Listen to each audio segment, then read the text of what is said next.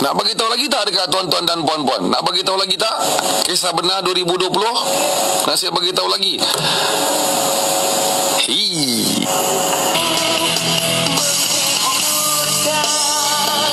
Tapi yelah, biasalah saudara. Ni satu lagi saya pun nak cakap jugalah sebelum sementara menunggu Hazril ni kan. Dah saya bagi tahu dengan tuan-tuan dan puan-puan. Kalau kita bisnes, kalau ada orang dengki, kalau ada orang komplain, kalau kita ini Melayu, orang yang dengki, orang yang komplain tu bangsa apa tuan-tuan dan puan-puan? Cuba teka, anda pun tahu jawapannya, iaitu bangsa sendiri, bangsa Melayu. Heran, memang cukup heran. Saya cukup heran, saya cukup hairan dengan perkara yang berlaku. Sampai MBSA pun datang pun sampai 5 kali. 5 kali MBSA datang. Sampai saya kesian dengan MBSA tu. Saya kesian. Levelnya saya kesian. Saya kenalah. Saya dah ready dah. Kalau warung Bapak KFM tutup pun saya dah ready dah saudara. Sebab saya dah banyak kali dah jatuh bangun.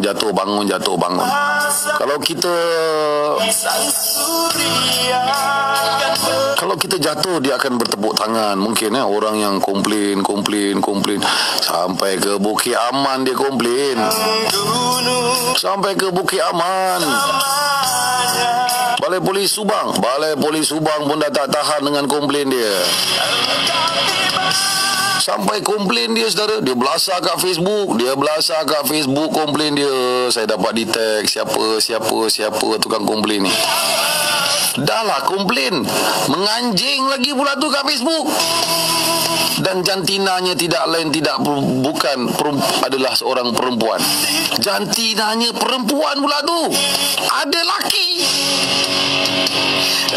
Aduh, saya sabar. Sampai saya buat segmen sabar. Buat segmen sabar tu kat radio tu. Perempuan tu Perli lagi kat Facebook. Dia Perli lagi keluar kat Facebook dia.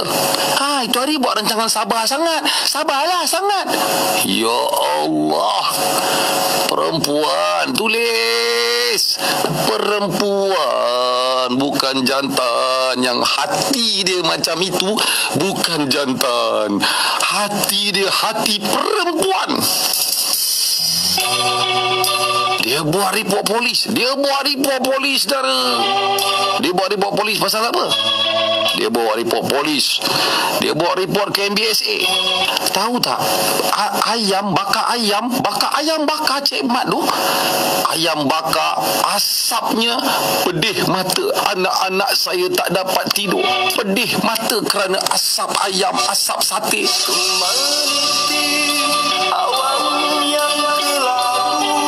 Minggu ni dia komplain lagi, bagi tahu Balai Polis orang parking dekat depan rumah dia. Radio car kita panggil, parking kat depan rumah dia. Tengok ada tak orang parking kat depan rumah dia? Tak ada. Siapa? Perempuan.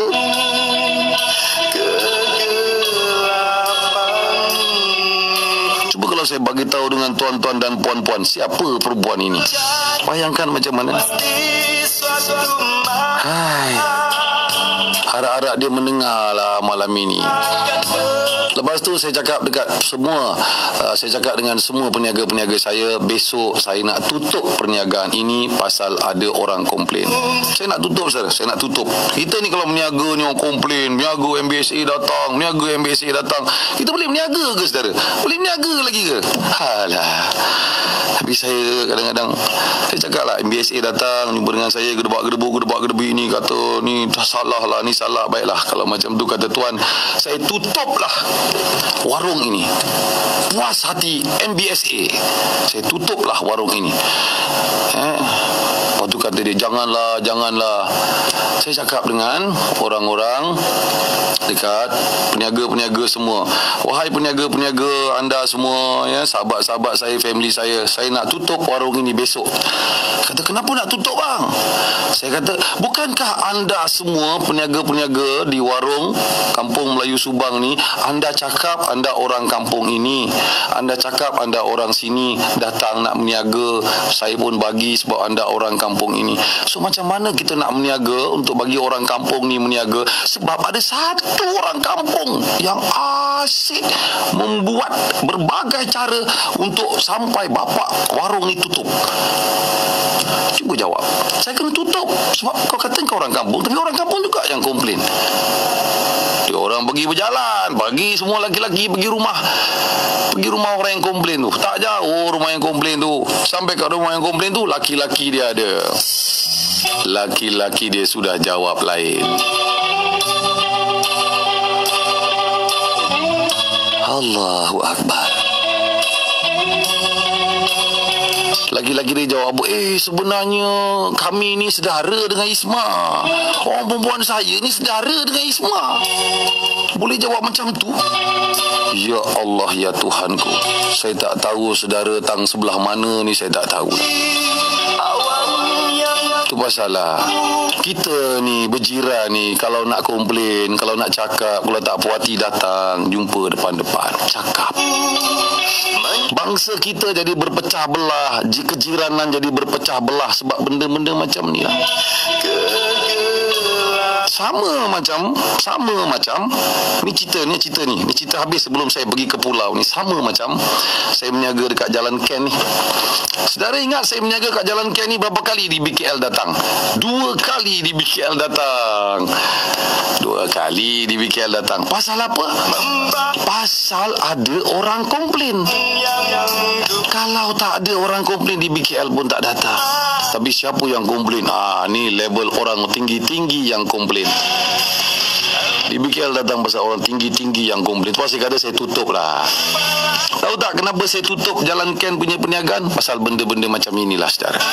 So tempat yang paling aman dan damai untuk orang macam saya, tak menjadi panas, tak menjadi marah, tak payah berurusan dengan orang-orang macam ni adalah saya duduk dekat pulau lebih baik lah.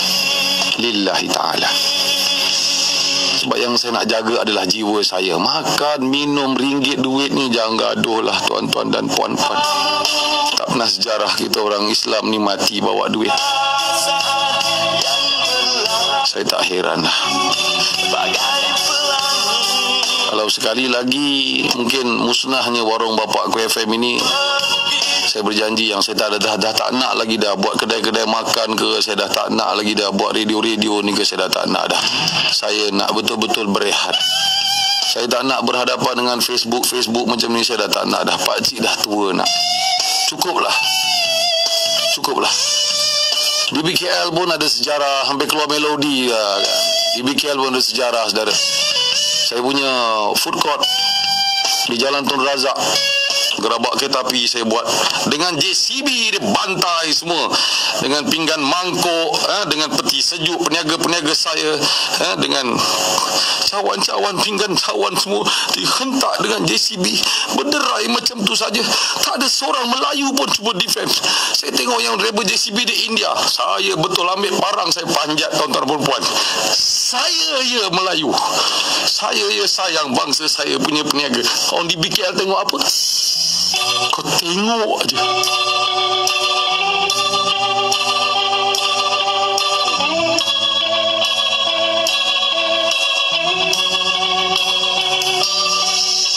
Kau sampaikan kepada mereka. Sampai ke hari ini dendam aku belum habis lagi. Aku masih ingat.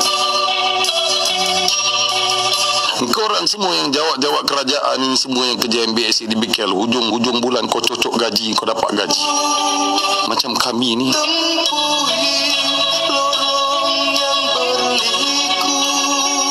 Enam radioka nak ambil saya dekat Jalan Tun Razak ni. Dengan senjata ni saya tak heran. Saya kata, hari ni kalau aku mati,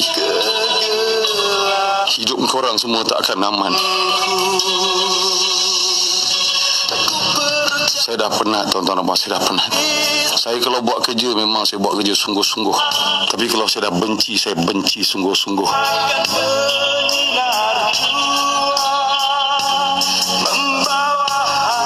Saya cakap dengan BSA, orang macam ni ke yang kau nak pertahankan? Orang macam ni ke report yang kau nak ambil? Karena tak ada kerja lain ke kau nak selidik lah. Itu hari yang datang jumpa aku 2 paku. Okey lah, dia 2 paku, mungkin dia tak selidik lagi. Yang datang kali ni 3 paku pula. Pergilah selidik, bising ke saya, asap ni mengganggu ke rumah dia. Pergilah selidik. Oh, orang yang report kami rahsiakan.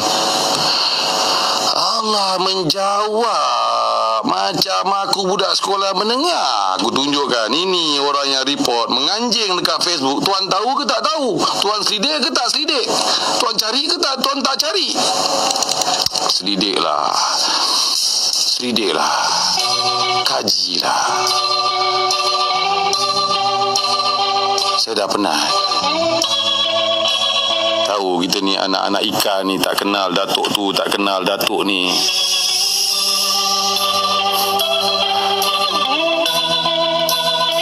Saya nak bagi, sebab tu anda datang ke Jalan Ken ni, saya bagi tahu, ni rumah ni, Jalan Ken ni rumah sewa. Semua tak percaya, ini rumah Abang Isma ni, ini rumah ni juta ni, ini rumah Abang Isma ni. Ini rumah sewa. Saya sewa rumah ni. Saya ni tak ada duit, tapi saya ada rumah dekat Pulau Tioman. Saya tak ada rumah, ni rumah sewa. So rumah sini semua rumah orang kaya-kaya kat Jalan Ken ni tau. Semua rumah orang kaya-kaya tau. Orang kaya-kaya yang raya tak pergi rumah jiran ni tau.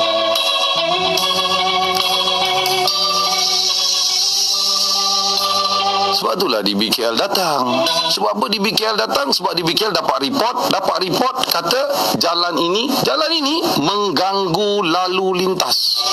Saya pun pelik lah. Jalan macam ni mengganggu lalu lintas. Berapa rumah yang ada kat belakang ni? Jalan ini cuma 3 rumah sahaja, tuan-tuan dan puan-puan. 3 rumah menghalang lalu lintas.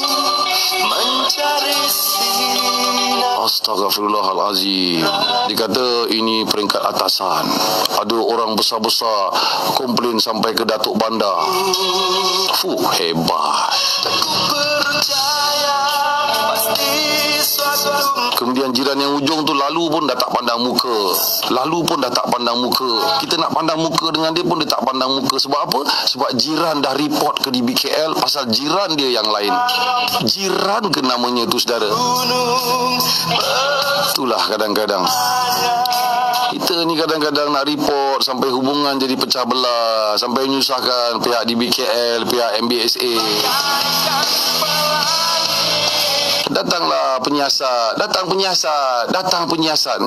ke rumah saya. Tu hari datang 4 orang, datang pakai motor biasa, datang ke rumah ambil gambar. Saya dengan Hakim pun datang. Tanya, daripada mana kau orang ni? Daripada di BKL. Di BKL buat apa di BKL kat sini? Menyiasat bang. Menyiasat apa? Menyiasat pasal katanya rumah abang meniaga. Betul rumah aku meniaga? Kenapa? Katanya rumah abang mengganggu lalu lintas. Kau dah siasat belum? Siasat. Kebetulan saudara, ketika 4 orang penyiasat di BKL tu ada, orang kaya tu pun lalu datang. Orang kaya tu pun keluar daripada rumah. Tahu orang kaya keluar daripada rumah tu macam mana? Dia reverse. Jalan ni panjang, dia keluar daripada rumah, dia reverse. Dia reverse sampai kat ujung depan rumah saya, baru dia akan belok. So dia keluar dari rumah, dia reverse. Saya tunjuk kat di BKL. Kau nampak tak? Mengganggu lalu lintas macam mana? Mengganggu lalu lintas, orang keluar dari rumah, reverse. Sebab apa? Sebab rumah dia tak boleh keluar kereta begitu. Kereta begitu datang, kereta begitu keluar. Rumah dia reverse. Mengganggu lalu lintas, orang yang keretanya reverse sampai depan rumah kereta dia. Tapi dia level dia tinggi-tinggi, dia terus ke Datuk Bandar. So tak apalah, saya tutup kedai Jalan Ken bagi diorang puas hati.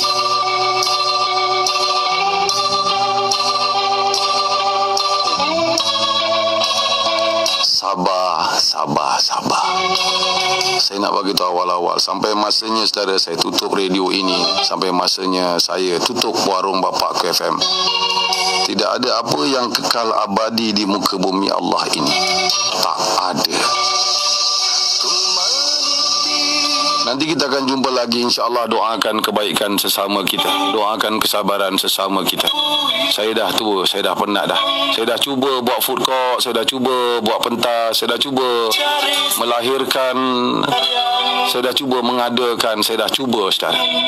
Lepas ni kita cabar orang-orang hebat ni, datuk-datuk ni pula buat food court, buat tempat makan untuk orang lain ke. Kalau dia ada hati macam tu lah, kalau dia boleh buat macam tu lah, rasanya tak adalah.